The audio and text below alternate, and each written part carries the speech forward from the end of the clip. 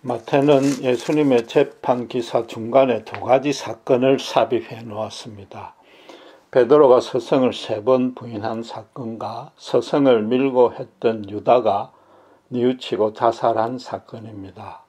이 사건이 발생한 순서에 따라서 기록한 것은 아닙니다. 베드로가 부인한 것은 예수님 재판 중이었지만 유다가 자살한 것은 그 정황상 십자가 죽음 이후이기 때문입니다. 그런데도 마태가 구태여 이 유다 사건과 베드로의 사건을 베드로가 부인한 바로 뒤에 둔 의도는 분명합니다. 독자들은 두 사람을 대조하고 비교해 보라는 것입니다. 비슷한 성격의 잘못을 범했지만 그 마무리는 전혀 달라졌습니다. 방금 전까지 예수님과 함께 마지막 만찬을 나누었던 12 제자요 동료였습니다. 예수님의 사랑과 권능을 함께 받았습니다. 그런데 이날 밤 이후로는 그 영원한 운명이 정반대로 나뉩니다. 모든 인간들이 특별히 하나님을 알고 따르는 자까지 이 두 사람이 갔던 길로만 갈 수밖에 없습니다. 오늘은 먼저 베드로가 부인한 사건을 살펴보겠습니다. 네 복음서가 부분적으로는 조금씩의 차이가 있지만 공통적으로 기록하고 있습니다. 베드로가 스승을 3번 부인하자마자 새벽 닭이 울고 그러자 예수님 말씀이 생각나서 심히 통곡했다는 스토리입니다. 불신자들에게도 너무나 익숙한 내용이기에 인간이 연약하고 치사한 모습을 가장 잘 대변하는 예화로 인용됩니다. 그러나 몇 주 전에 말씀드린 대로 신자는 십자가 죽음과 부활 이전에, 즉 본문의 베드로를 비교하고 위로받는 그런 나태함에 빠져서는 안 됩니다. 반드시 성령을 받고 난 이후에 십자가에 거꾸로 순교하는 베드로의 본을 받아야 되는 것입니다. 엄밀히 따져서 본문 상태의 베드로의 영적인 상황은 유다와 동일했습니다. 그럼에도 그들의 영원한 운명은 정반대로 나뉜 이유가 무엇입니까? 그것은 유다는 예수님을 스스로 떠났고 베드로도 거의 동일한 지경에까지 이르렀지만 예수님이 끝까지 그를 품어주었던 그 은총을 입었기 때문입니다. 그렇다면 과연 베드로의 어떤 점이 하나님의 마음에 합한 것인가? 3번을 부인했지만 심히 통곡하며 진정으로 회개했기 때문인가? 그렇게 따지면 유다도 27장 3절에 보면 예수님의 정죄됨을 보고 스스로 뉘우쳤습니다.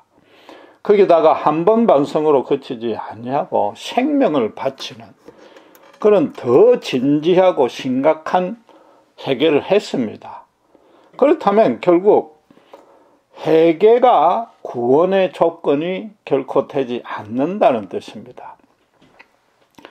기독교 외부인의 사람들이 기독교에 대해서 가장 심하게 반발하는 이유가 하나 있습니다. 착한 자가 천국 가야지 왜 예수를 믿었다는 그 이유만으로 구원을 받느냐는 겁니다. 착하게 사는 것으로 따지자면 예수쟁이들보다 자기들이 훨씬 낫다고 자부하고 실제로 그런 사람들이 많습니다. 문제는 그들이 전혀 알지 못하고 설명을 해주어도 절대 인정하지 아니하는 그런 진리가 하나 있다는 겁니다. 그들이 자기들이 희생하고 수고하고 선행을 했든지 간에 어쩌다가 죄를 짓고 반성하며 고쳐 나갔든지 간에 그런 일들을 자기들 스스로가 이루어낸 것으로 믿는다는 겁니다. 자기가 자기 성품을 갈고 닦고 자기를 개발할 수 있다는 거죠.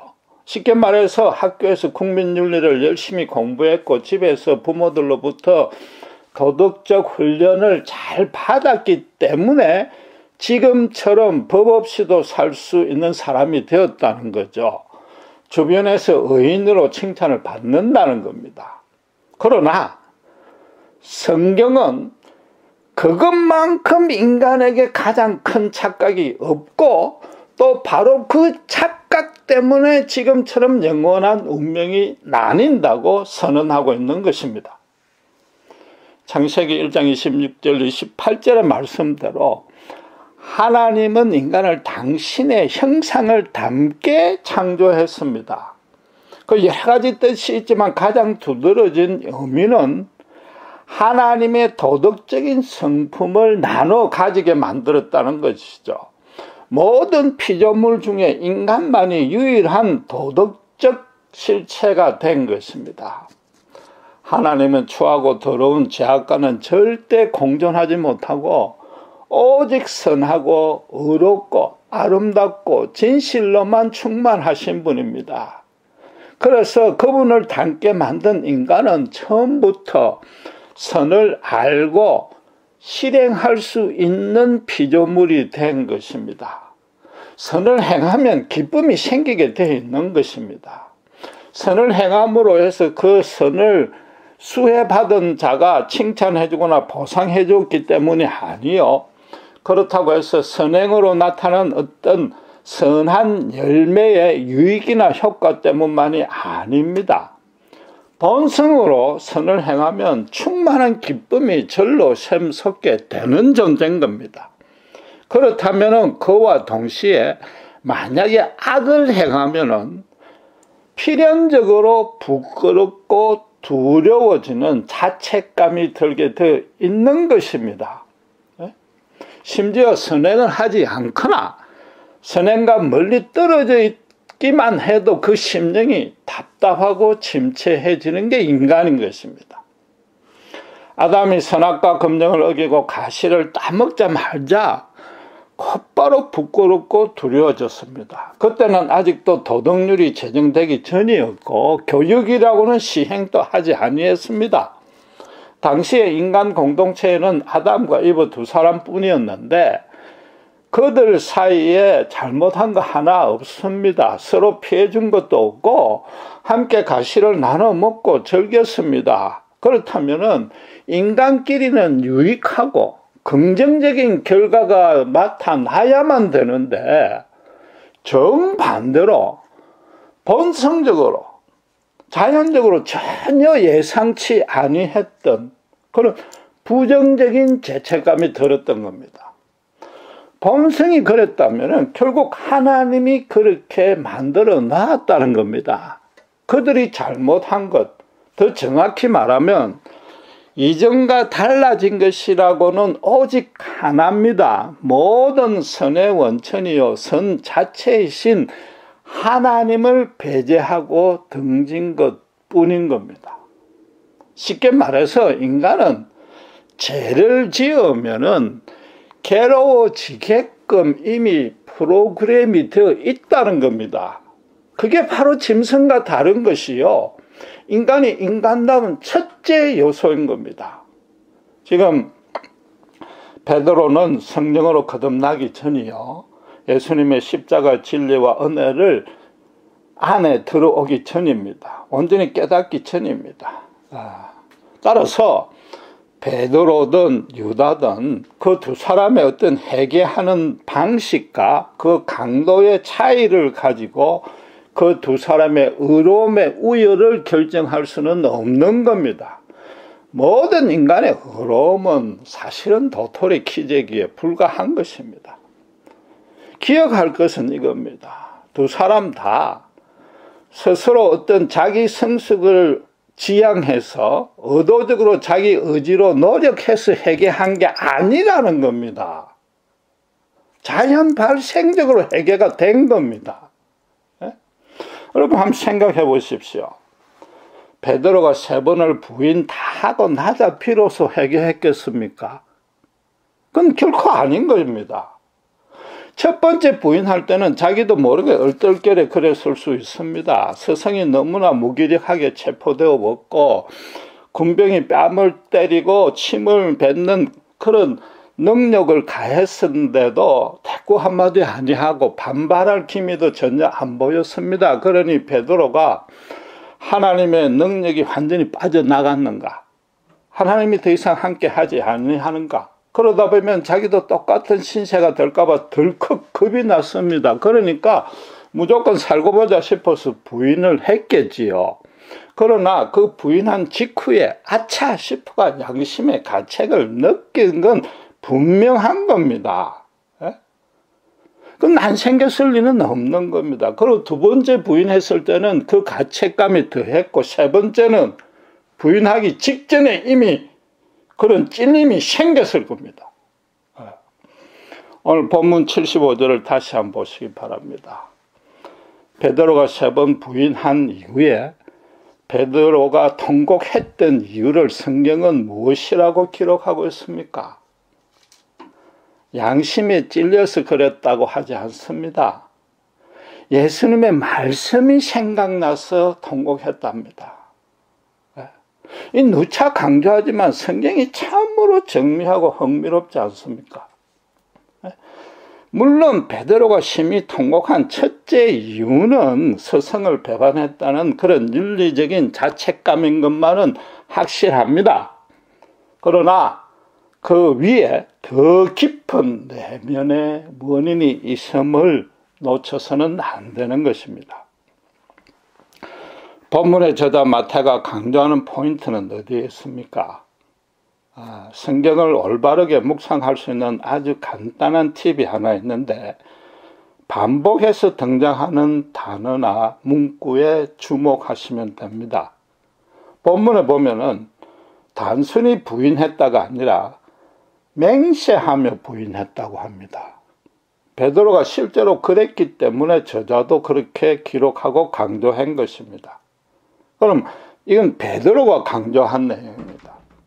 그 말은 지금 현재의 베드로의 심정을 가장 잘 표현하는 문구단 말이에요. 그럼 뭔가 연상되는 내용이 있지 않습니까? 마지막 만찬 때에 예수님이 내가 3번 부인할 것이라고 예고했을 때 베드로는 제가 죽을지언정 부인하지 않겠다고 자기 생명을 걸고 맹세했습니다. 그런데 지금 몇 시간 만에 정작 자기 생명을 걸어야 할 그때에 거꾸로 3번을 맹세하면서 부인을 하는 겁니다. 베드로는 이 자기 생각과 말과 행동이 전혀 일치되지 아니하고 완전히 뒤죽박죽되는 모습을 지금 발견한 겁니다. 예수님의 십자가를 모르고 성령을 받지 아니하는 인간의 의로움의 한계가 여기까지인 것을 깨달았단 말이에요. 베드로는 알다시피 심심찮게 맹세했습니다. 그러나 주님은 그때마다 잘못을 지적하면서 만류했습니다. 인간이 맹세하며 죽으라고 실천해봤자 장래 일은 오직 하나님이 절대적으로 주관하신다는 뜻입니다. 거기다가 인간이 자기 맹세를 끝까지 지켜낼 만큼 강하지도 않고 의롭지도 않는 그런 존재라는 겁니다. 지금 베드로는 비로소 주님이 자기로선 정말 열심과 사랑을 다해서 맹세를 했는데도 그걸 아주 무시하고 매정하리만큼 야단쳤던 이유를 이제 조금이나마 깨닫게 된 것이단 말이죠. 베드로는 스승을 가장 뜨겁게 사랑했습니다. 열성적으로 섬겼습니다. 정말 목숨을 걸고 따르겠다고 헌신했습니다. 대제사장의 하속에 길을 자를 만큼 그 마음을 일부 실행에 옮겼습니다. 그런 순수한 마음인 지금 제자 중에 유일하게 본문의 현장에까지 이르도록 했습니다. 그런데 마지막 결정적인 순간에 자기 맹세대로 자기 목숨을 걸어야 할 바로 그때에 자기의 의로움이 전혀 힘을 못 쓴 겁니다. 지금 외부에서 무슨 명백한 확실한 핍박이 아직 이르지 아니했습니다. 그의 앞에는 꼭 선택하고 결단해야 될 게 두 가지 이르렀습니다. 자기 목숨을 치사한 모습으로라도 유지를 할 것인가, 당당하고 과감하게 포기할 것인가, 둘 중 하나를 결정해야 되는 겁니다. 지금 예수님과 하나님을 사랑하며, 그래서 자기를 스스로 거룩하게 가꾸며, 또 거룩해진 모습으로 세상에 선한 영향력을 끼치겠다고 의지적으로 노력했던 그 모든 것들이 정말로 찍소리도 못하고 무참히 깨진 것입니다. 자기 속에 있던 의가 자기 안에 있던 악에게 완전히 패배했는데, 그것도 참으로 치사하고 비겁한 모습으로 패배한 것입니다. 지금 베드로가 예수님의 말씀이 생각났다고 해서 예고한 대로 정확하게 실현됐음을 깨달았다는 그런 뜻은 아닙니다. 이전에도 주님의 말씀은 1.1획도 땅에 떨어지지 아니하는 것을 익히 보았고 체험했습니다. 지금 자기 생명을 걸겠다고 그랬습니다. 자기 전부를 막 바꿔서 이런 선을 실행하겠다고 맹세했습니다. 그건 절대적인 선입니다. 절대적인 선이란 것은 반드시 이루어내야만 될 선입니다. 그러니까 본인이 그걸 알기 때문에 맹세까지 했고 결단하고 일부 실천했습니다. 그러나 그런 자신의 의가 완전히 휴지 조각이었음을 깨달은 겁니다. 베드로로서는 말로 표현할 수 없는 절대적인 절망에 빠뜨려진 겁니다. 더 이상 내려갈 데도 없고 숨을 곳도 없고 깨어질 것도 더 이상 남아있지 아니한 게 된 겁니다. 자기 영혼이 완전히 산산조각이 나서 세상의 윤리나 도덕이나 종교나 철학이나 사상으로는 분별될 수 없는, 가름할 수 없는 그런 파산지경에 이른 것입니다. 베드로가 정확하게 몇 살인지는 알 수 없지만 예수님과 동년배라 치면은 지난 30 몇 년간에 처음으로 겪는 경험입니다. 지난 3년간은 예수님과 동력하느라 은혜와 감동의 도가니 속에서 살았습니다. 예수님의 가르침으로서 많은 깨달음을 얻었고 심령의 충만함도 체험했습니다. 예수님이 사람들로 치유해주고 말씀으로 감동을 주는 것을 옆에서 수제자로 지켜보며 도와줄 때 최고의 보람과 가치를 느꼈습니다. 이 땅에서 인간 중에 누릴 수 있는 영적인 의로움의 최고조에 달했던 것입니다. 그런 최고의 의인이 지금 곧바로 급전직하해서 최고의 악인의 자리에까지 떨어진 것입니다. 베드로의 회개가 맹세를 지키지 못했던 윤리적 죄책감의 차원이 아닌 것입니다. 자신의 실존이 완전히 무너져 내렸고 자신의 심령의 최고 밑바닥에 가장 깊숙한 곳이 오직 100% 완전한 흑암으로 채워져 있음을 알게 되었고 예수님의 참빛이 비치다 그게 백일하에 드러나게 된 것입니다. 베드로는 지금 인류의 역사상 진정으로 회개하고 중생을 체험한 최초의 사람이 되었습니다. 예수님의 성육신 하신 십자가 복음의 첫 열매였습니다. 자신에게 의로움이라고는 전혀 없다는 것을 깨달은 첫 번째 사람이었습니다. 나름대로 열심히 선행하고 이웃을 섬겨왔으나 그것이 예수님의 십자가 사랑과 함께 하지 아니한다면은 헛것이요 나아가서 배설물에 불과함을 알게 된 것입니다. 자신의 존재 전부, 심령의 전부가 누더기처럼 정말 쓸데없다는 것을 철두철미 절감하게 된 것입니다. 그의 통곡이 그냥 애처롭고 슬퍼진 것이 아닙니다. 잘못된 행동에 대해서 부끄럽고 두렵기도 했겠지만은 그것이 슬픔으로는 이어지지는 않습니다. 아이들이 부모가 야단치는 그 해초리가 무서워서 울면서 용서를 빌긴 합니다. 그러나 어른이 되고 나서 죄에 대해서는 그 부정적인 결과가 조금 고통을 준다면 간혹 슬퍼질지 모르지만은 죄로 인해서 심령이 슬퍼지는 것은 사실은 자연인의 정상적인 반응이 아닌 것입니다.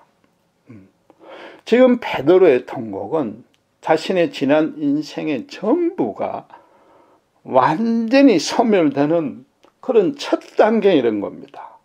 도무지 주체할 수 없을 정도로 속에서부터 터져나온 울음입니다.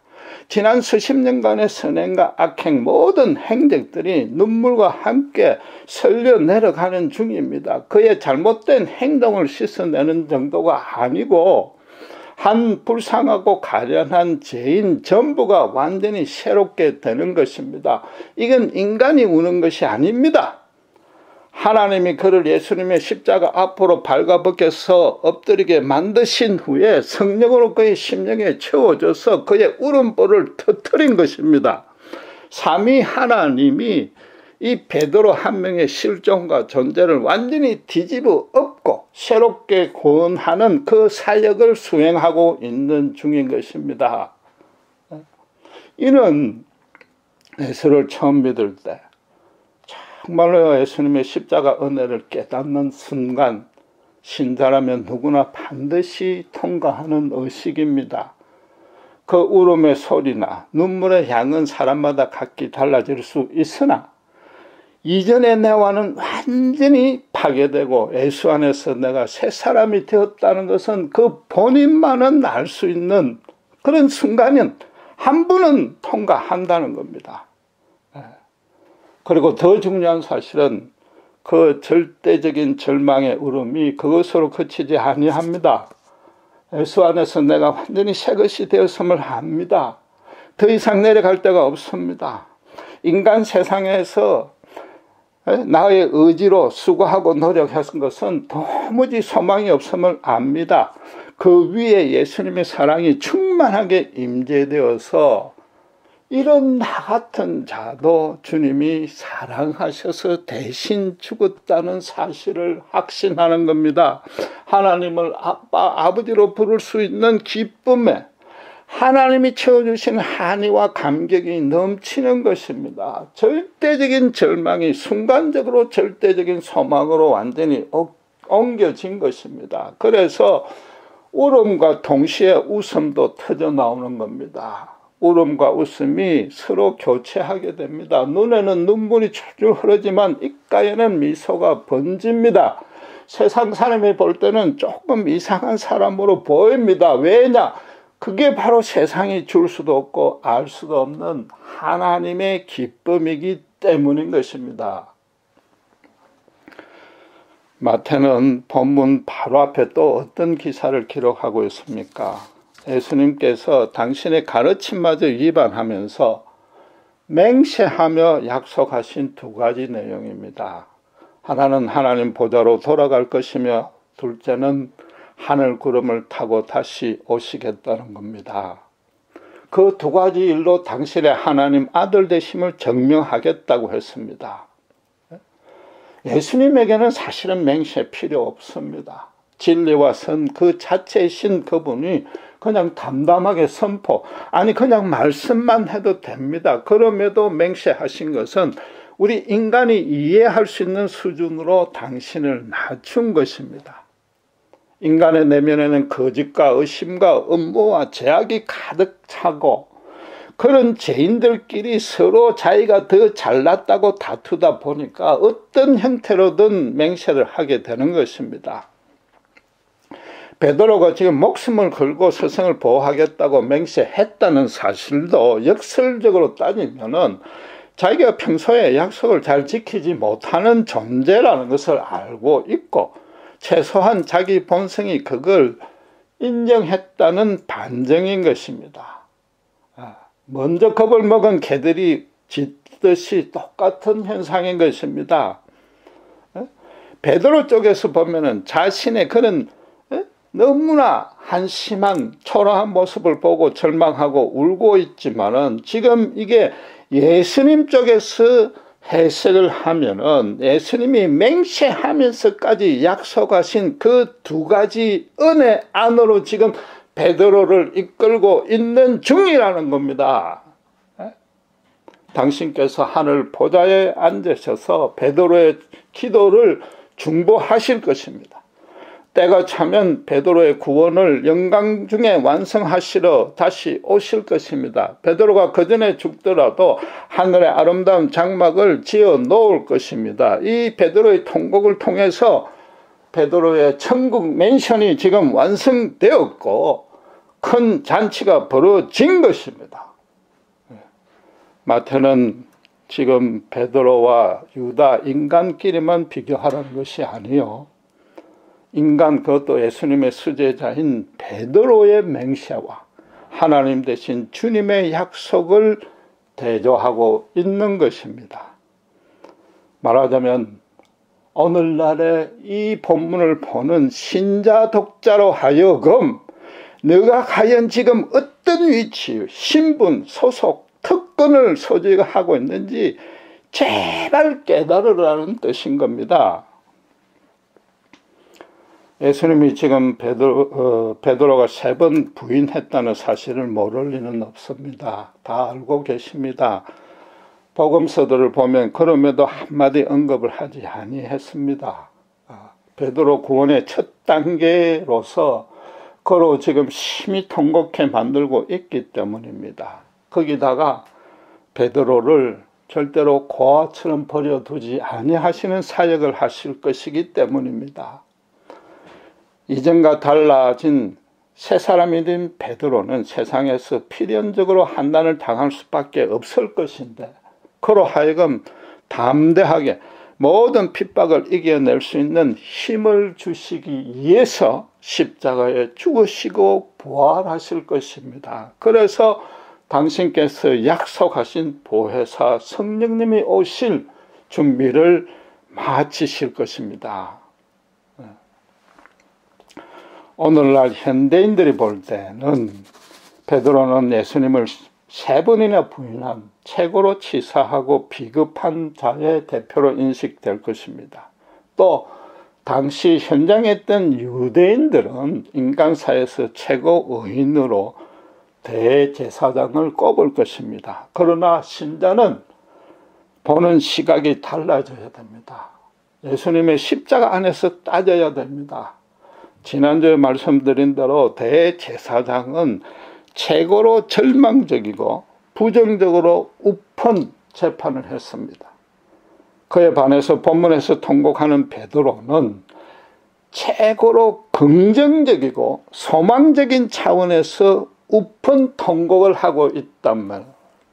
이 차이를 이해할 수 있어야 되는 겁니다. 베드로는 비로소 예수님이 창조주요 구원주요 심판주임을 확신하게 된 것입니다. 자기에게 생명을 주시고 유지케 하시는 바로 그 분을 자기가 감히 생명을 걸고 보호하겠다고 큰 소리친 것이 얼마나 어리석은지 깨달은 것입니다.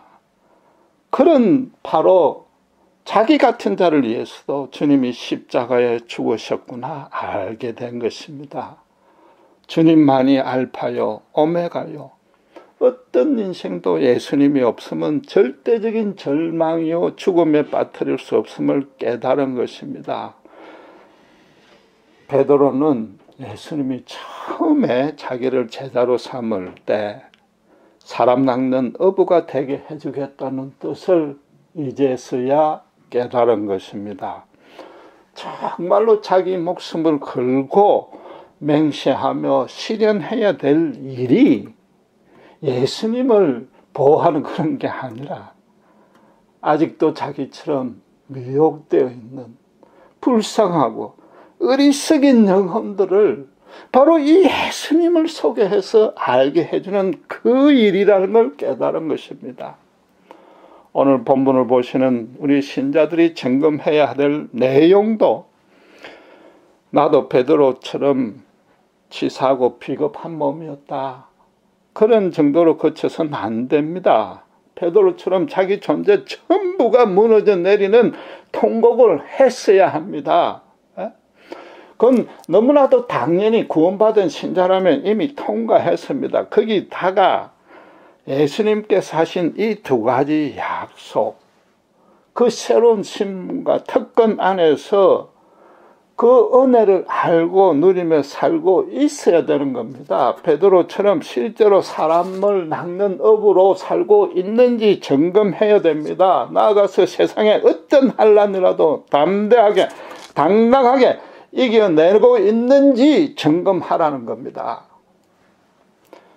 너무나 거창하게 말씀드려서 신앙 양심에 찔릴 수 있습니다만은 딱 한 가지만 점검하시기 바랍니다. 예수 믿어 신자가 되었다는 의미가 뭔지 아십니까? 그전에는 죄를 지으면 양심의 가책이 되어서 두렵고 부끄러운 것으로만 그쳤습니다. 그러나 예수를 알므로 해서 죄를 짓고 나면은 그 심령이 눌릴 뿐만 아니라 슬픔이 가득 차게 되는 겁니다. 자기 존재 전부가 애통해지는 겁니다. 그게 예수 믿은 증거입니다. 죄를 지었을 뿐만 아니라 더 나아가서 일순간이라도 예수님과 멀어지는 것 자체가 자기에게 가장 애통한 순간이라는 걸 깨닫게 된 것이 신자란 것입니다. 바로 그런 은혜에, 그런 축복과 특권 가운데 여러분이 살고 있는 것입니다. 기도하겠습니다. 하나님 아버지 하늘 감사합니다. 베드로의 통곡이 스승을 배반했다는 윤리적인 반성과 후회만으로 그치지 아니함을 배웁니다. 그의 존재 전부가 완전히 새롭게 되는 성령님이 주시는 울음임을 합니다. 우리 또한 베드로와 똑같은 그런 보잘것없는 죄인이었으나 주님이 저를 먼저 찾아와서 이런 새로운 피조물의 자리에 앉히게 한 것은 그처럼 사람 낚는 어부가 되게 하기 위해서임을 합니다. 아버지 하나님, 베드로의 실패만을 보고 위로받는 나태한 자리에 저희들 두게 하지 마시고 성령으로 거듭나서 십자가에 거꾸로 달리는 모습까지 순종한 그런 베드로를 본받는 저희들 되게 해 주시옵소서. 이전에는 죄를 지어서 윤리적 회개만 했지만 이제는 죄를 지으면 심령이 심히 통곡해지고 주님을 멀리하는 것이 가장 큰 실패임을 깨닫도록 하셔서 처음부터 끝까지 주님만을 주인으로 삼고 그분을 따라가는 놀라운 권능과 은혜를 저희에게 허락해 주시옵소서. 날마다 우리를 부인하며 십자가를 지는 저희들 복된 신자들에게 주님 이끌어 주시옵소서. 감사합니다. 우리 주 예수 그리스도 이름으로 기도드렸습니다.